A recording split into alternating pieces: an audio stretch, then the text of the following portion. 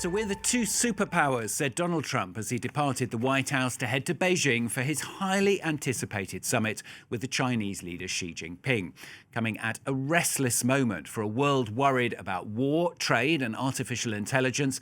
All three subjects on the agenda. Trade perhaps set to top them, though. Donald Trump's hoping to sign deals for China to buy more American aircraft and food. Trump also saying he's not sure the US needs any help from China amid the war in the Middle East. Let's hear what he had to say. Do you think he needs to intervene at all with the Iranians? I don't Do you think he can help in any way? No, I don't think we need any help with Iran. We'll win it one way or the other. We'll win it peacefully or otherwise. Their Navy's gone, their Air Force is gone, every single element of their war machine is gone. Donald Trump there, well, international affairs commentator Doug Herbert is with me here on set. So, Doug, does Donald Trump need Xi Jinping? Yeah, he does. I mean, he's not willing to acknowledge it, Stuart, in so many words.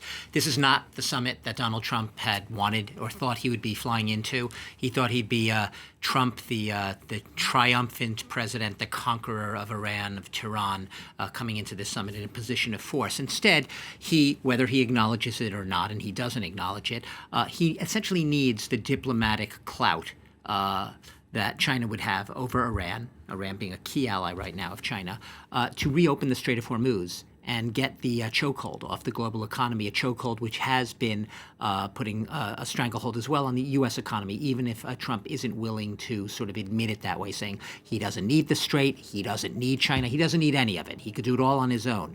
That at least is in Trump's mind. But look, you look at the score sheet here. Like I said, this is a summit that had already been originally slated for the end of March. It was postponed. That sort of flew in the face of all of China's sort of, desire for protocol. Following that, it perturbed Beijing a lot that it had to be pushed back, but they accommodated Trump on this. As he flies in, it's not simply that the Iran war is raging on with no real off-ramp for Donald Trump.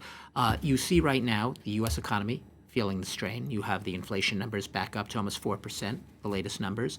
You have Donald Trump's approval ratings continuing to slide. You have key munitions in the U.S. and the Pentagon's arsenal continuing to dwindle, even if the Pentagon claims nothing to see here, carry on. You see military personnel and resources being redeployed from the Asia-Pacific region, that so-called pivot that was supposed to happen, back to another war in the Mid-East. You see the Republicans on the back foot, on the defensive ahead of crucial midterm elections. You see alliances in Asia and Europe fracturing because of Donald Trump perceived as having turned his back on friends and foes. You see Donald Trump turning away from green energy and the green transition. You see all of these things. It sounds like a laundry list, but these are just the most prominent issues that Donald Trump is facing as he flies in right now. And Xi Jinping knows it. Xi Jinping is sitting down. It's hardly like China doesn't have problems of its own. Its economy is also right now under pressure. Yeah, and China being a giant exporter to the rest of the world, it's in its interest to make sure that the global economy doesn't go off the skids, go off the rails. So sure, he wants to work with the U.S. president. But if you're asking, to appropriate Trump's phrase, who has the upper hand going into this summit? Who holds the cards? It would be Xi Jinping. And yeah, the war in Iran isn't helping any. It's really right now dominating. One thing perhaps in Donald Trump's favour, these two are chums, aren't they? I mean, he keeps going on about the big friendship between them. Is that going to help at all? Depends whom you ask. First of all, Xi Jinping famously keeps a poker face. You know, he has that sort of smile, smirk, a Mona Lisa-ish sort of expression. You can't quite read what's going on there. We know he's very pragmatic. We know that he may have good chemistry with Trump or not. We don't actually know. We do know that he hasn't done anything overtly to royal Trump. You know that he was very, very pragmatic. You might even say he won the tariff war last year when Trump slapped those 145% tariffs, quickly retreated. Why? Because China basically said right back at you, you can't have any critical rare earth minerals. So Xi Jinping showed he knows how to cool, calculating, play Donald Trump while remaining cordial with him. Now, Trump, and here's where it gets interesting, this is your question, Trump repeatedly, constantly mentions his great friendship with Xi Jinping. He said just last month in mid-April, he says, I'm going to give him a big fat hug when I see him. But then again, this plays to, this isn't just Xi Jinping.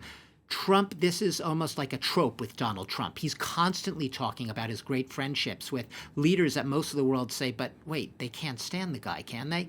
Trump perceives a lot of these people as really liking him. The same way he always says generals are coming up to him and people are saying, sir, sir, sir.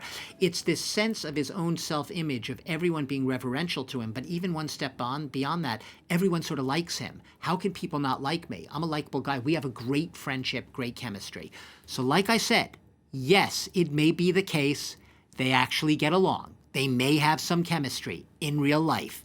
Will it help this summit? Not perhaps in any practical sense. You'll have some business announcements. Yeah, Beijing's probably going to announce that they're buying some more Boeing planes. You're going to have a slew of announcements of that nature because Beijing knows that they need to give something transactional to Donald Trump.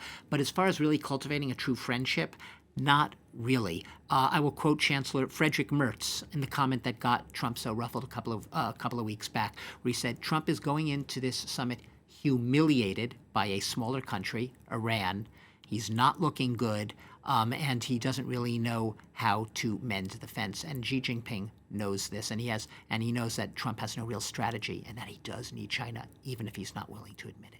Down behind you there, we've got the two presidents who've been, they've just disappeared, as I said. They are. There you go. Yep. There should be a third figure in there. They're a big elephant in the room. This is Taiwan. Yeah, Taiwan, and arms sales to Taiwan. China has been clear. Xi Jinping has been clear. Taiwan is the biggest issue in the relationship between his country and the United States. I just talked about Iran. Yes, that's looming over this whole summit. Big issue.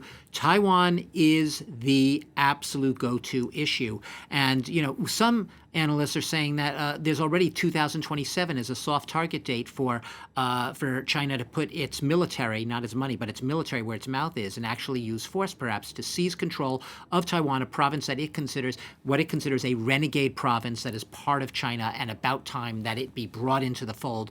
If it's not willing to do so on its own, then forcefully. The U.S. has an official policy, Stuart, right now, which is it does not recognize the statehood of Taiwan. It does not recognize its independence, but it's also not actively opposed to the idea of Taiwan seeking independence. Seems like a fine semantic nuance in diplomatic language, but this is what China is going to play on. There are arms sales also, a pipeline of over $14 billion arms sales, which have not been sent by the White House yet onto Taiwan. That's going to be in play. Xi Jinping will probably explicitly put pressure on Trump not to make sure that arms sale doesn't go through, but they'll also be looking for a change in the tone, the wording of the diplomatic language the U.S. uses with respect to Taiwan. You might say it's not a big deal whether the U.S. says it actively opposes or it doesn't support.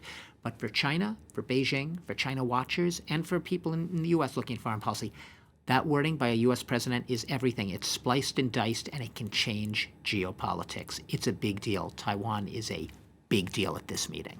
Doug, thanks so much. Doug Herbert, our international affairs commentator here on France 24 for you there.